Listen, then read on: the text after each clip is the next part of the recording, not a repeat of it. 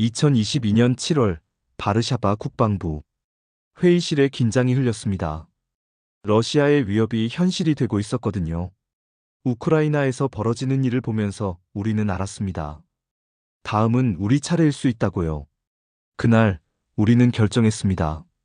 K2 전차 180대를 한국에서 구매하기로요. 발표 직후 인터넷이 폭발했습니다. 인세인 넘버 오브 탱크스 미친 숫자의 전차들, 전 세계 사람들이 비웃었죠. 폴란드가 미쳤어. 180대? 과장이야, 돈 낭비야. 하지만 그들은 몰랐습니다. 미친 건 숫자가 아니라 우리의 절박함이었다는 것을요. 그리고 석 달 후 한국 기술진이 바르샤바에 도착했습니다. 그들이 가져온 건 설계도만이 아니었습니다. 기술 이전, 생산 라인, 교육 프로그램, 모든 것이었죠. 그 순간 저는 깨달았습니다. 우리가 산 건 전차가 아니라 신뢰였다는 것을요. 2022년 3월 러시아가 우크라이나를 침공했습니다. 저는 폴란드군 중령 안제이 코발스키입니다. 48살이에요. 국방부 전력기획실에서 일합니다. 25년간 군에 있었죠. 그날 아침 뉴스를 봤습니다. 러시아 탱크가 키이우로 향하고 있었어요. 시작됐구나. 우리는 이미 알고 있었습니다. 언젠가 올 일이라고요. 폴란드는 러시아 바로 옆 나라입니다. 국경선이 맞닿아 있죠.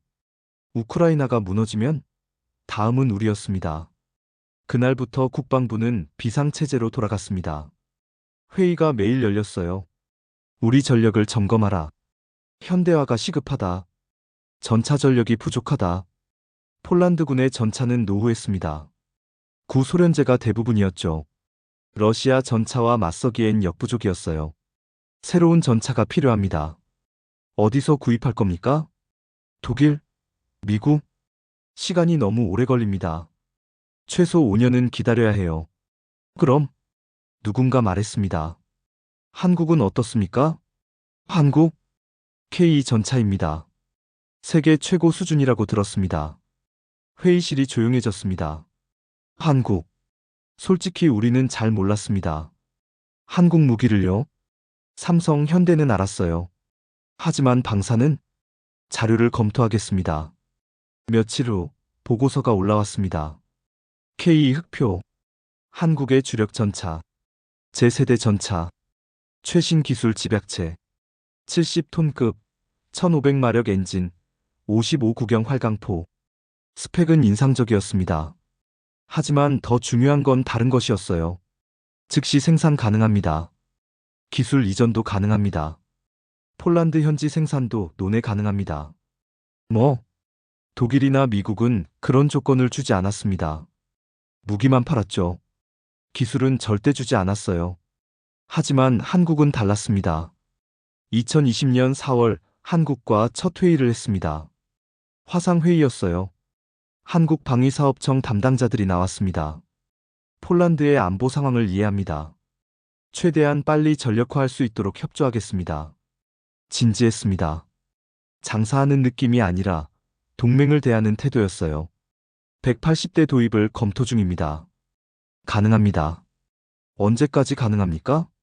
첫 배치는 내년부터 가능합니다. 내년? 독일 레오파르트는 5년이 걸렸을 겁니다. 미국 에이브람스도 최소 3년은 기다려야 했죠. 하지만 한국은 내년이라고 했어요. 기술 이전도 논의 가능합니까? 물론입니다. 폴란드에서 직접 생산하실 수 있도록 지원하겠습니다. 회의가 끝나고 저는 상관에게 보고했습니다. 한국이 최선입니다. 확신하나? 예. 속도, 기술, 그리고 태도. 모든 면에서 최고입니다. 2022년 7월 27일 폴란드 정부가 공식 발표했습니다. 한국과 K 전차 180대 구매 계약 체결. 그날 밤 인터넷이 폭발했습니다. 발표 후 30분 만에 커뮤니티에 글이 올라왔습니다. 폴란드 바이잉 180K 탱크스 마이너스 인세인 넘버. 댓글이 달리기 시작했어요. 180대? 미쳤네. 폴란드가 뭐 하는 거야? 전쟁이라도 할 건가? 과장이야. 진짜로 180대를 살 리 없어. 돈 낭비야. 그 돈으로 다른 거 사지. 저는 그 댓글들을 읽으며 웃었습니다. 쓴 웃음이었어요. 그들은 모르는구나.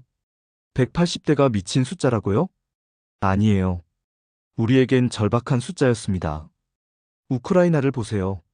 러시아가 몇 대의 전차로 침공했는지요. 수백 대입니다. 수천 대요. 180대는 최소한의 방어선이었어요. 그걸 모르는 사람들이 비웃었습니다. 인세인 넘버. 그래요. 미쳤죠. 하지만 미친 건 숫자가 아니에요. 우리의 절박함입니다. 전쟁을 겪어보지 않은 나라는 모릅니다. 전차가 없다는 게 어떤 의미인지요. 국경이 뚫린다는 게 무슨 뜻인지요. 폴란드는 압니다. 우리는 역사에서 3번이나 사라졌어요. 1195년, 1939년, 1945년. 매번 침략당했고 매번 무너졌죠.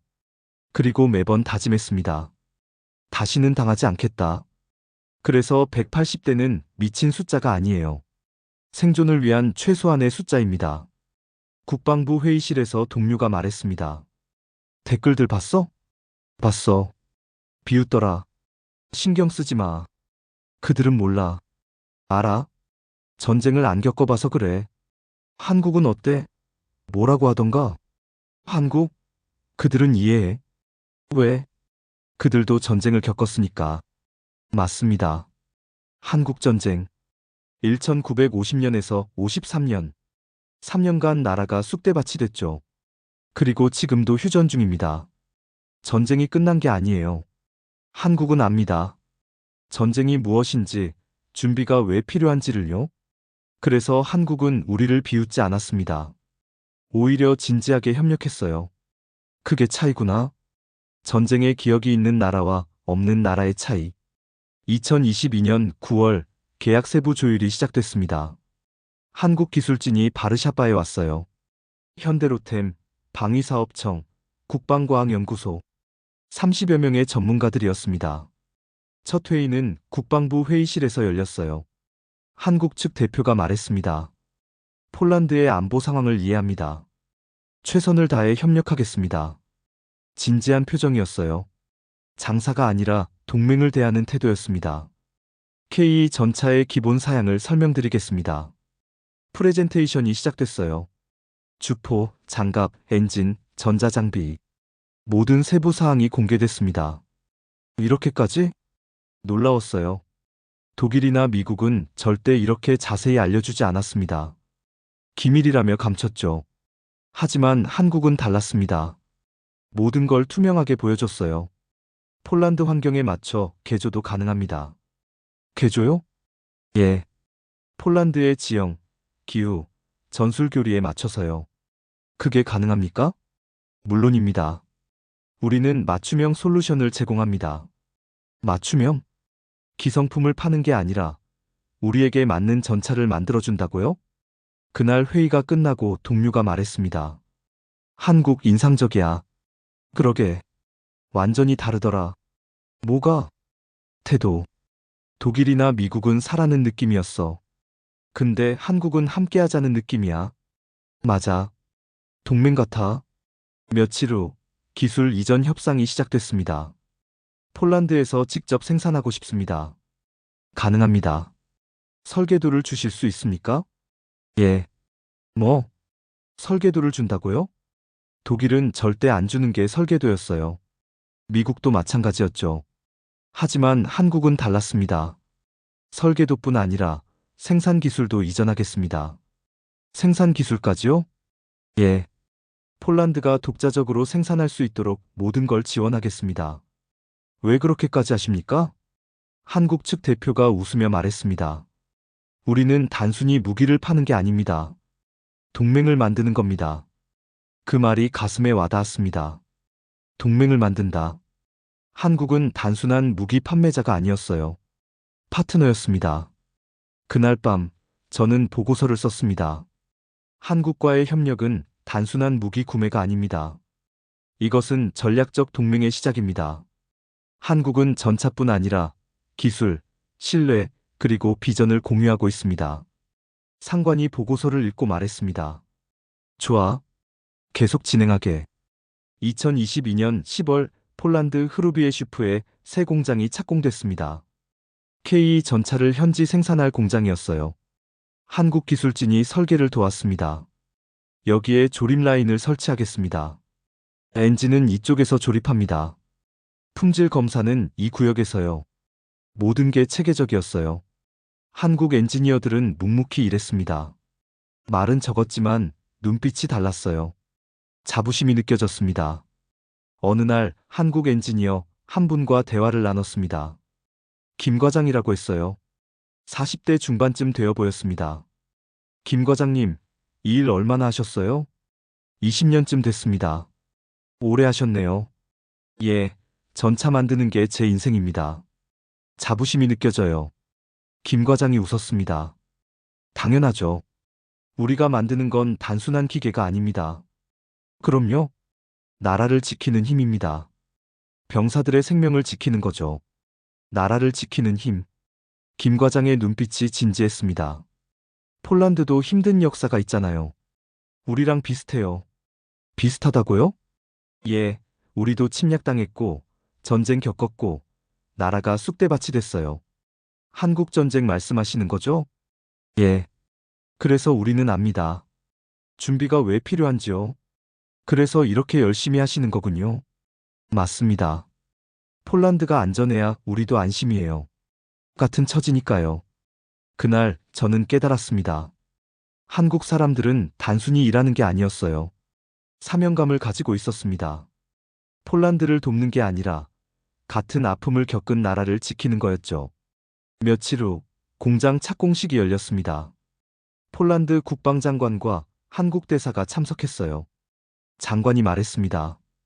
오늘은 폴란드와 한국의 새로운 동맹이 시작되는 날입니다. 한국 대사도 말했습니다. 우리는 폴란드와 같은 역사를 공유합니다. 전쟁의 아픔, 분단의 고통. 그래서 우리는 폴란드를 이해합니다. 박수가 터졌습니다.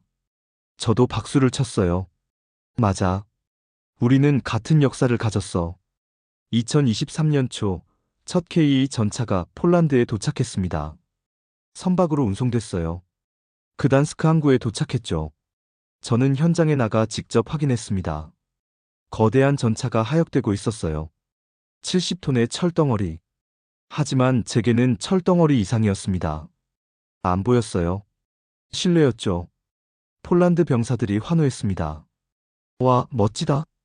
이게 우리 전차야? 진짜 최신식이네. 그들의 눈빛이 달라졌어요. 자신감이 생긴 거죠. 이제 우리도 싸울 수 있다. 며칠 후 전차 교육이 시작됐습니다. 한국 교관들이 왔어요. K 전차의 작동법을 교육하겠습니다. 폴란드 병사들이 집중했습니다.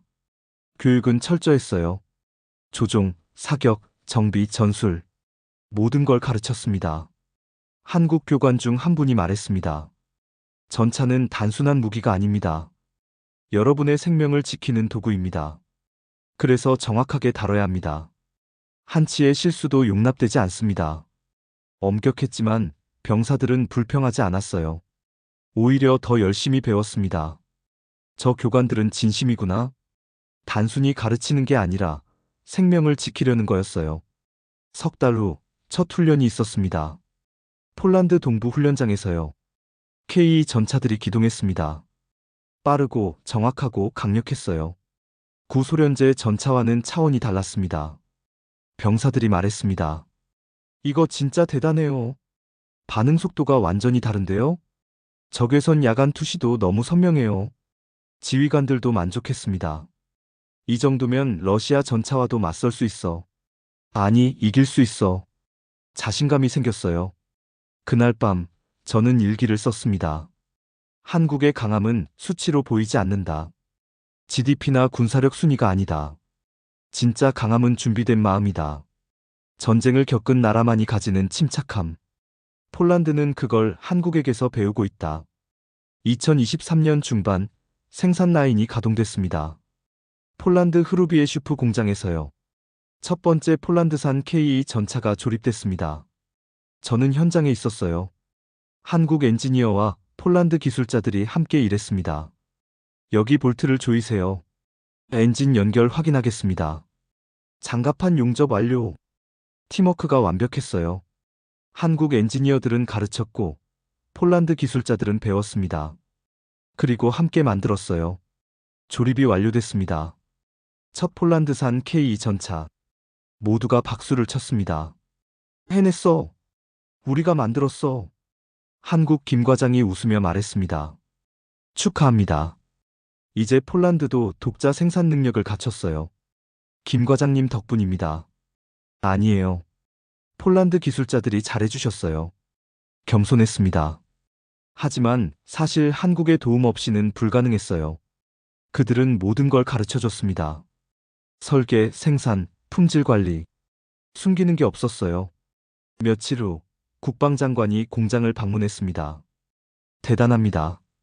우리가 직접 만들다니. 한국의 협력 덕분입니다. 한국은 진짜 동맹이군요. 맞습니다. 그들은 단순히 무기를 판 게 아닙니다. 능력을 전수해줬어요. 장관이 고개를 끄덕였습니다. 이게 진짜 강한 나라의 모습이지. 혼자 강한 게 아니라 동맹도 강하게 만드는 거. 맞는 말이다. 한국은 혼자만 강해지려 하지 않았어요. 동맹도 함께 강해지길 원했습니다. 그게 진짜 리더십이었어요. 그날 저는 깨달았습니다. 강한 나라란 무기가 많은 나라가 아니에요. 믿음을 지킬 줄 아는 나라입니다. 약속을 지키고 기술을 공유하고 동맹을 존중하는 나라. 한국이 그런 나라였어요. 2023년 말 180대 전차가 모두 도착했습니다. 폴란드군의 전력이 완전히 바뀌었어요. NATO 회의에서 폴란드 대표가 발표했습니다. 우리는 이제 동유럽 최강의 지상군을 보유했습니다. 자신감 있는 발표였어요. 실제로 그랬습니다. K2 전차 180대는 엄청난 전력이었으니까요.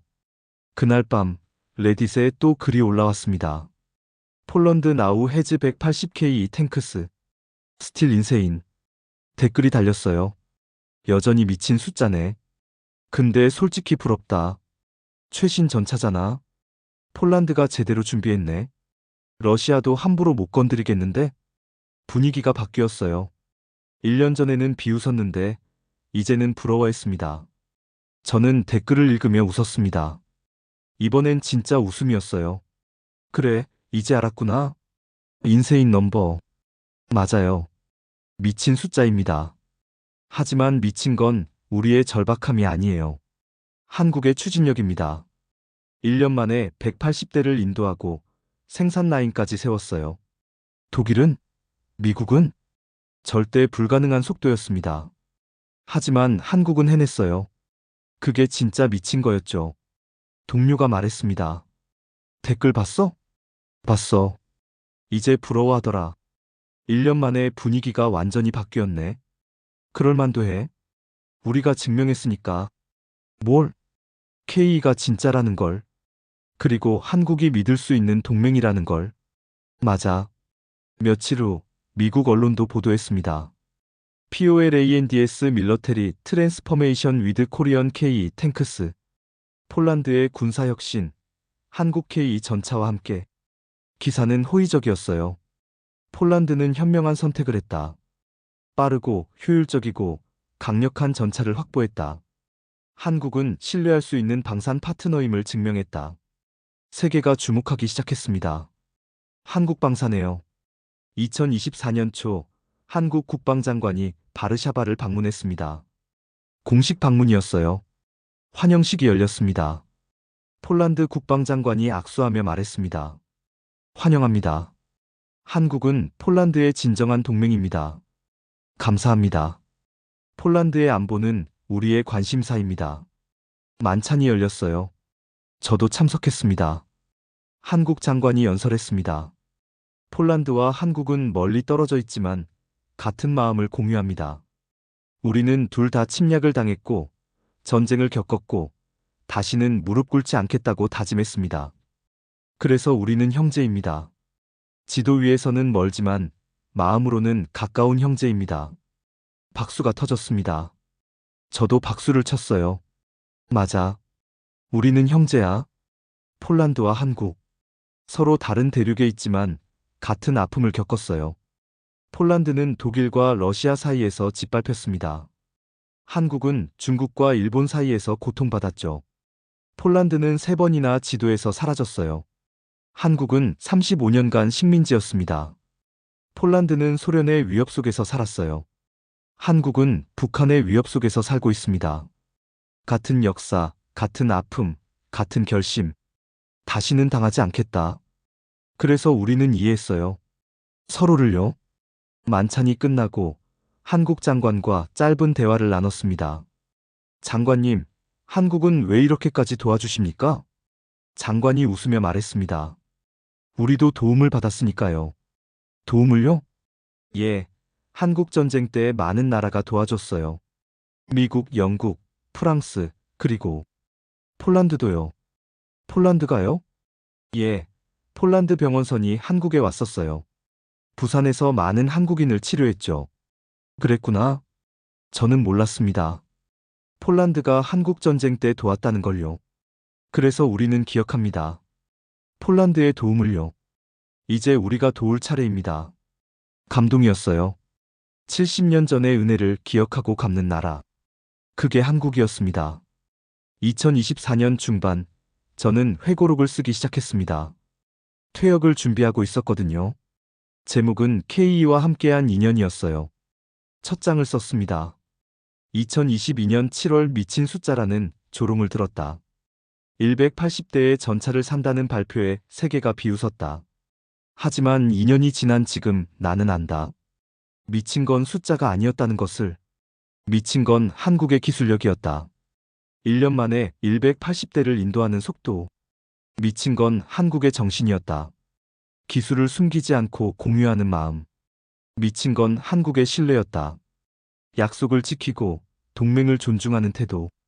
그래, 인세인이었다. 하지만 그건 칭찬이다. 글을 쓰면서 지난 2년을 떠올렸습니다. 처음 커뮤니티 댓글을 봤을 때의 쓴웃음. 한국 기술진을 처음 만났을 때의 놀라움. 첫 전차가 도착했을 때의 감격. 폴란드산 KE가 완성됐을 때의 자부심. 한국 장관의 연설을 들었을 때의 감동. 모든 순간이 소중했습니다. 그리고 깨달았어요. 진짜 강함이 무엇인지를요. 강한 나라는 무기가 많은 나라가 아닙니다. 강한 나라는 믿음을 지킬 줄 아는 나라예요. 약속을 지키고 기술을 나누고 동맹을 존중하는 나라. 한국이 그런 나라였습니다. 며칠 후 마지막 회의가 있었습니다. 한국 기술진이 귀국하기 전이었어요. 작별 인사를 나눴습니다. 김 과장님, 그동안 감사했습니다. 저야말로요. 폴란드 분들 덕분에 좋은 경험했습니다. 한국으로 돌아가시면 뭐 하실 거예요? 다른 프로젝트가 기다리고 있어요. 아마 호주나 사우디일 겁니다. 바쁘시겠네요.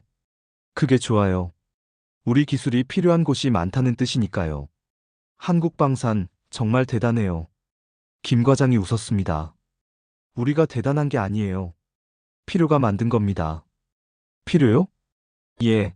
우리는 항상 위협 속에 살았어요. 북한이 바로 위에 있으니까. 그래서 강해질 수밖에 없었죠. 그래서 이렇게 발전한 거군요. 맞아요. 생존이 달린 문제였으니까요. 생존. 한국의 발전은 필연이었어요. 선택이 아니라 생존이었습니다. 그날 밤 회고록 마지막 장을 썼습니다. 처음엔 인세인 넘버라며 놀렸던 그 문장이 이젠 다른 의미로 다가온다. 그래, 미쳤다. 하지만 그건 한국의 기술력과 정신이 미친 거였다. 이제 우리는 안다. 진짜 강함이 무엇인지. 강함은 무기의 숫자가 아니다. 믿음을 지키는 마음이다. 한국은 그걸 증명했다. 그리고 폴란드는 그걸 배웠다. 지도 위에서는 멀지만 우리는 형제다. 같은 아픔을 겪었고 같은 꿈을 꾸니까. 다시는 무릎 꿇지 않겠다는 꿈을. 감사합니다, 한국. 당신들은 우리에게 단순히 전차를 판 게 아니다. 신뢰를, 기술을, 그리고 희망을 주었다. 인세인? 그래, 미쳤다. 하지만 그건 최고의 칭찬이다. 회고록을 덮었습니다. 창밖을 봤어요. 바르샤바의 야경이 펼쳐져 있었습니다. 평화로웠어요. K2 전차 덕분에 우리는 안심할 수 있었습니다. 고마워, 한국. 언젠가 다시 만날 겁니다. 동맹으로 형제로요.